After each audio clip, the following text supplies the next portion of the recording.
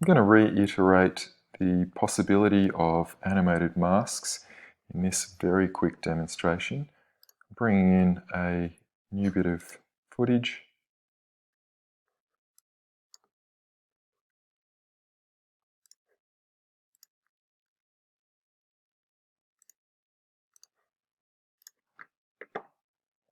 And I'm going to add it to a new composition.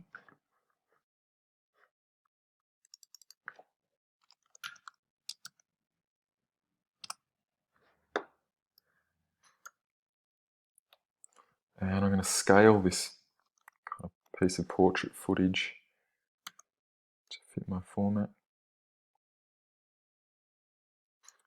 And position it.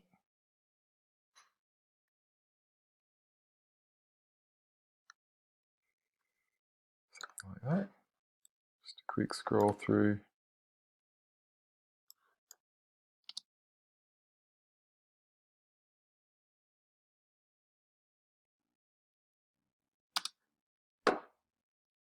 Okay, so over the top, I'm going to duplicate that layer and increase the scale.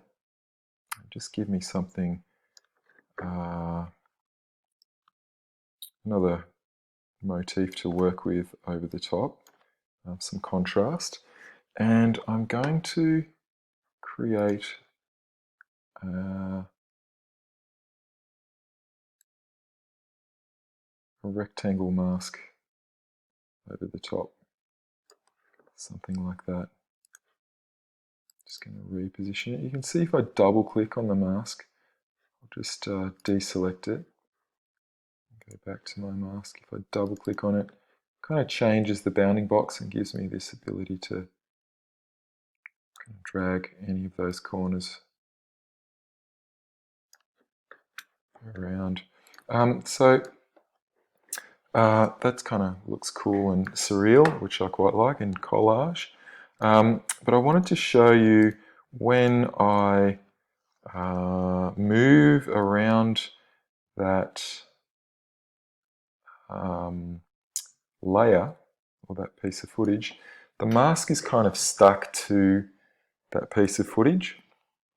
So if I animate this position over time, oops, up and down, you'll see that the mask kind of moves with the footage at the same time, which is useful sometimes, and other times it's not really what you want.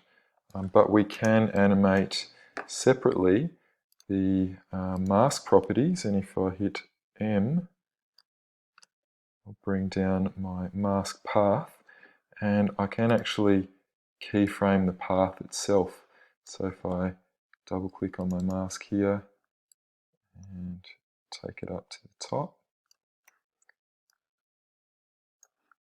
and at this point bring it down to the bottom, you can see I've got those two keyframes. That's going to move the mask along the footage, and I'll just render that.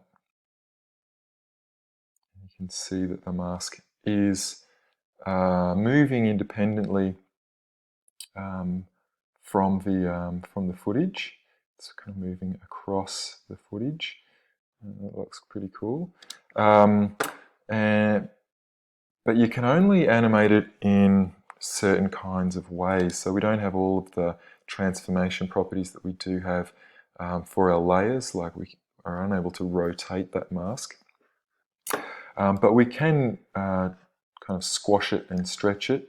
So if I double click on it here in the middle there and alter it, should add a new keyframe.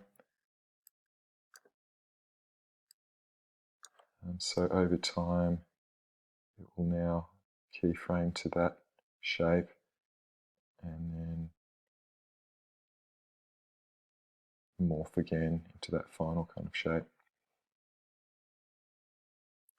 So masks are attached to our footage, and if we animate our footage, the masks will kind of be stuck to that footage and